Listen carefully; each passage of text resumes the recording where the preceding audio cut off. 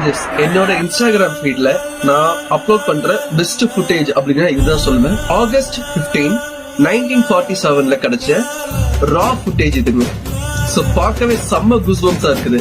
வரப்போற ஆகஸ்ட் 15 நம்ம இந்தியாவுக்கு கிடைச்ச இண்டிபெண்டன்ஸ் டேவை செலிப்ரேட் பண்றதுக்கான வீடியோவா நான் இதை அப்லோட் பண்றேன்.